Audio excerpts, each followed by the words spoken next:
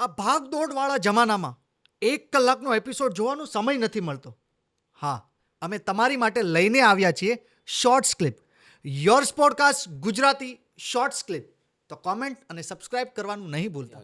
મારો એક પ્રશ્ન એ જ હતો કે તમને હા. ક્યારે ખબર પડી હતી કે રામલીલામાં તમારું એટલે સોંગ આવું કંઈક આવ્યું? છે. મને ખબર તો પડી ગઈ હતી અને હું એ વખતે બીજું હિન્દી પિક્ચર કરતો હતો. હવે ઘણીવાર શું થાય કે તમારા માટે કંઈક સારું લખ્યું. હિન્દી પિક્ચરમાં ઓલરેડી ગીત ગવાઈ ગયું હતું. પરેશ રાવલ જેવા મોટા કલાકાર હતા, પણ અનફોર્ચ્યુનેટલી ફિલ્મ આવી જ નહીં. જેનો ડિરેક્ટર રઈસ પિક્ચર બનાવનારનો એનો ડિરેક્ટર હતો, એ હજુ સુધી પિક્ચર આવી નહીં.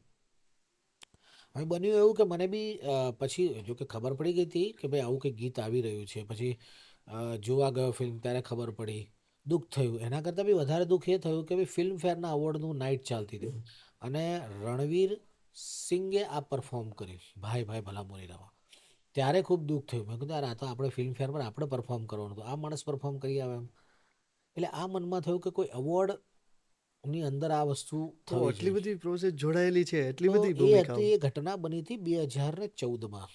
પછી 2015માં હું ગયો અહીંયા બિગ બોસમાં. મને એના કરતાં મોટું પ્લેટફોર્મ મળ્યું જ્યાં હું કહી શકું કે ભાઈ આ ગીત અમારું છે. ને ત્યાંથી કહેવામાં આવ્યું કે જો ભાઈ ભાઈ ગાના है इनका ભણસાલીને ચુરાયા हुआ है, આવી વાત છે. ઇનકા મતલબ ભવાઈ પરથી બનાવેલું એક ગીત હતું અને ભણસાલીને ચુરાયા है. તો ભાઈ ભણસાલી ને જવાબ આપવા માટે ઘટના હતી. ત્યાંથી એમાં પણ એમ થાય ને કે ભાઈ આ વસ્તુ કેમ આટલે અટકી જવી જોઈએ.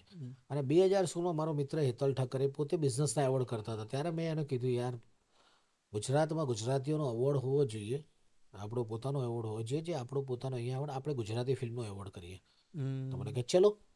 એ પણ ગો ગેટર વ્યક્તિ. મને પણ આ વિચાર થયો કે ના અમે એવું કરીએ. અને 2016માં પ્રથમ વખત રાજપથ ક્લબમાં જીફાનું પહેલી એડિશન અમે લોકોએ કરી અને લોકોએ બહુ જ વખાણ એનું ગ્રાન્ડ પ્રોડક્શન, એનું બધા આવેલા કલાકારો જોઈ. અને પ્રથમ વખત 2016માં જીફા એટલે કહેવાય ને, અને ત્યાં મેં પાછું ભાઈ ભાઈ પરફોર્મ કર્યું.